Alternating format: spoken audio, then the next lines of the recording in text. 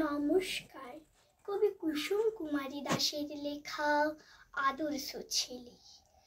আমাদের দেশে হবে সেই ছেলে কবে, কথায় না বড় হয়ে কাজে বড় হবে। মুখে হাসি, বুকে বল, তেজে ভরা মন, মানুষ হইতে হবে এই তার পণ। বিপদ আসিলে কাছে হও আগুয়ান, নাই কি শরীরে তব রক্ত মাংস প্রাণ।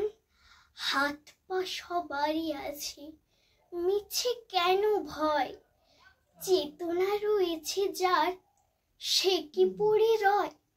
সে ছেলেকে চাই বলো, কথায় কথায় আসে যার চোখে জল, মাথা ঘুরে যায়।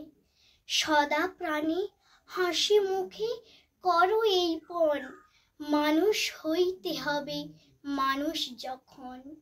কৃষকের ছেলে কিংবা রাজার কুমার, সবারই রয়েছে কাজ এ বিশ্ব মাঝার।